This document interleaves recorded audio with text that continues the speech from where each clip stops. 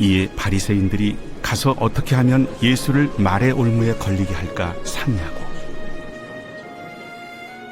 자기 제자들을 헤롯 당원들과 함께 예수께 보내어 말하되, 선생님이여, 우리가 아노니 당신은 참되시고 진리로 하나님의 도를 가르치시며 아무도 꺼리는 일이 없으시니 이는 사람을 외모로 보지 아니하심이니이다.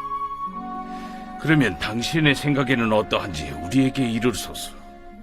가이사에게 세금을 바치는 것이 옳으니까 옳지 아니하니까?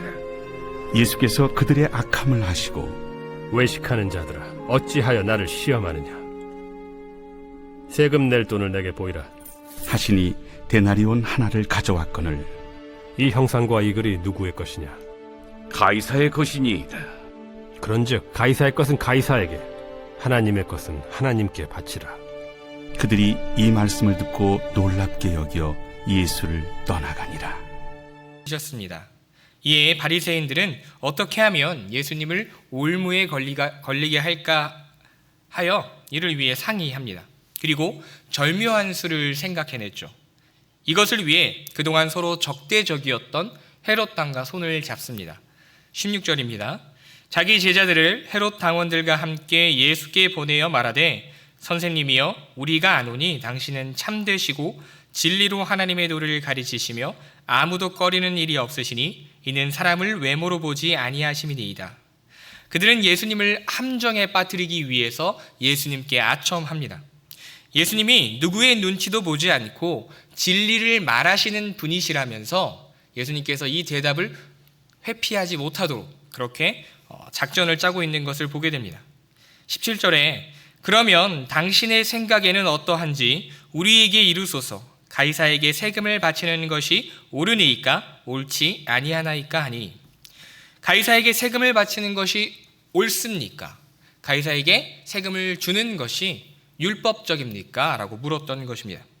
바리새인들과 헤롯 당원들의 생각에 이 질문은 난제 중에 난제였습니다. 만약 예수님께서 가이사에게 세금을 바쳐야 한다라고 한다면 그것을 듣고 있던 유대인 무리들이 굉장히 반대하며 비판할 것이기 때문입니다. 하나님의 백성인 이스라엘이 이방 권세의 지배를 받고 있다라는 이 고통스러운 사실 중 하나가 바로 이 세금 징수였습니다. 뿐만 아니라 세리들로 인해 그 징수액이 적지 않았기에 유대인들에게 있어서는 세금이 종교적으로도 그리고 경제적으로도 그들에게 큰 고통이었던 것입니다. 그렇다고 세금을 내지 않으면 가혹한 형벌을 받았기 때문에 안 낼 수도 없었습니다. 예수님이 세금을 내는 것을 찬성한다면 바리새인들은 예수님이 적군 로마와 한패라고 예수님을 고발할 것이며 결국 무리는 예수님께 등을 돌리게 될 것입니다.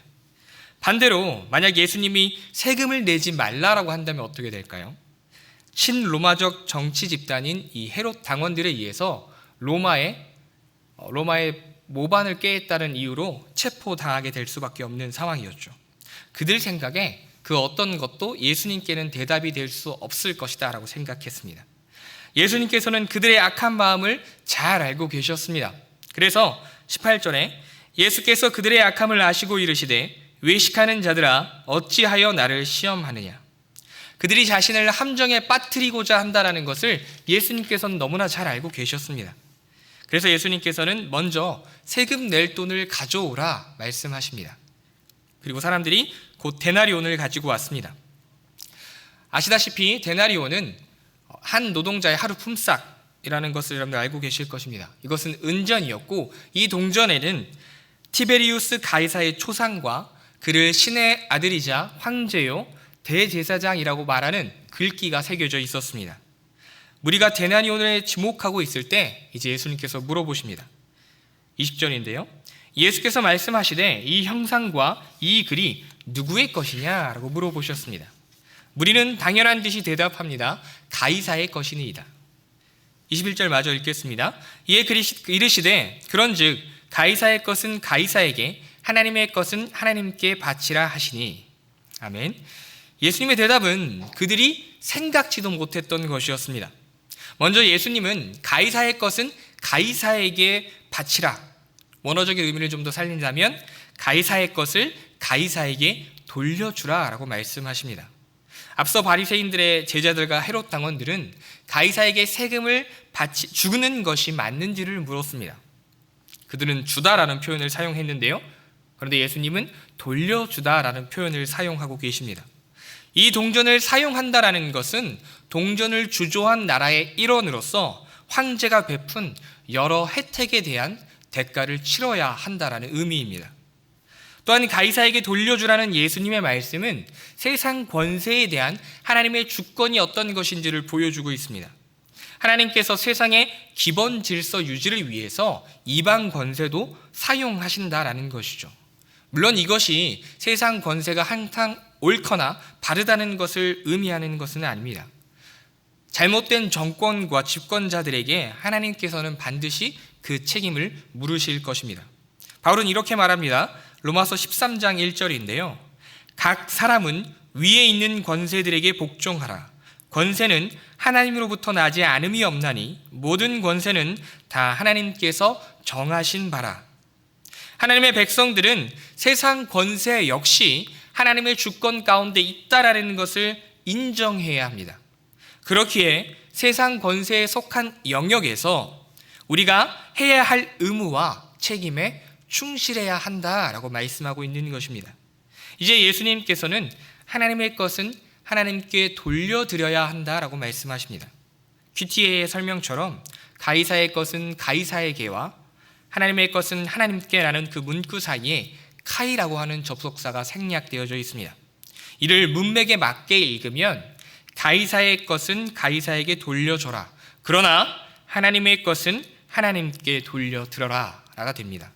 즉 예수님께서는 세상 권세는 하나님께 속해 있으며 하나님의 권세가 우리에게 더 크고 우선되어야 한다는 것을 강조하고 계시는 것입니다. 마치 동전에 새겨진 이 티베리우스의 형상과 그 이름이 황제를 넘어 로마에 대한 충성을 의미하는 것처럼 하나님의 형상으로 지음받은 우리는 하나님의 소유로서 우리 인생 전반을 주님께 충성하며 돌려드릴 의무가 우리들에게 있다라고 말씀하고 계시는 것이죠. 성도 여러분, 우리가 하나님에 의해 하나님의 형상대로 창조되었음을 믿는다라고 하는 것은 우리의 모든 존재와 모든 소유가 그분의 것임을 인정하는 것과 같습니다. 단순히 우리 손에 쥔 무언가가 하나님의 것입니다라고 끝나는 것이 아니다라는 것입니다. 우리의 존재 그 자체가 하나님의 것이요 인생의 주권자가 하나님이심을 인정하라는 말입니다. 내 선택에 의해서 내 인생의 일부가, 내 소유의 일부가, 내가 누릴 어떤 것의 일부가 하나님의 것입니다가 아니라 내 존재 전부가, 내 소유 전부가, 내게 허락된 모든 것이 주님의 것입니다라는 것을 인정하고 충성하는 것이 주님께 돌려드리는 삶의 모습이다라고 말씀하고 계신 것이죠. 물론 이것은 쉽지 않을 것입니다. 때때로 살다 보면 선택의 순간이 찾아올 수 있습니다. 가이사의 것이냐 하나님의 것이냐 이것이 서로 부딪히게 느껴질 때도 있습니다. 이 세상의 불의와 이 세상의 세상적 가치가 우리의 신앙과 믿음에 도전할 때 우리는 또한 기억해야 합니다. 사도행전 5장 29절인데요. 베드로와 사도들이 대답하여 이르되 사람보다 하나님께 순종하는 것이 마땅하니라. 아멘. 성경은 사람이 아니라 하나님이다라고 분명하게 말씀하고 있습니다. 하나님의 말씀을 따라야 한다라고 이야기하고 있는 것이죠. 그렇게 오늘 말씀은 단순히 이 세금 문제나 세상적 관계를 지혜롭게 유지하는 방법에 대한 것이 아닙니다. 하나님의 소유로서 하나님께 돌려드리는 삶을 사는 것이 우리 성도의 마땅한 삶이다라는 것을, 그것을 더욱더 먼저 기억해야 한다라는 것을 분명하게 선포해주고 있는 것입니다. 22절은 예수님의 대답에 놀란 자들의 반응을 기록하고 있습니다. 그들은 놀라며 예수님을 떠나갔습니다. 바라옵기는 하나님의 소유로 살고자 하는 우리들에게 이 예수님의 이 지혜가, 하나님께 충성하며 살고자 하는 우리들에게 이 예수님의 지혜가 가득하기를 축복합니다.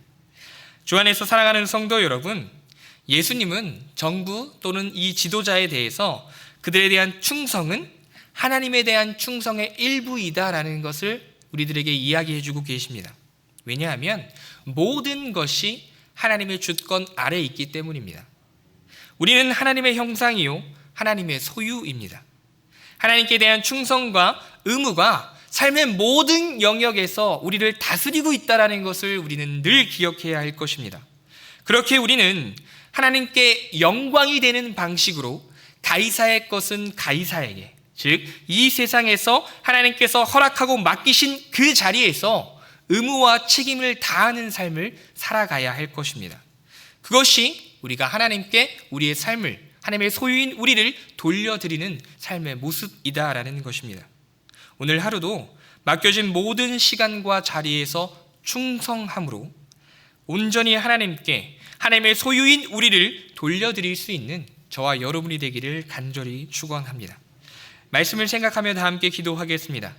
오늘 하루도 하나님의 소유로서 맡겨진 자리에서 충성하게 하시고 언제나 사람이 아닌 하나님께 순종할 수 있는 지혜와 능력을 허락해 달라고 이 시간 주여 한번 부르시고 기도드리겠습니다.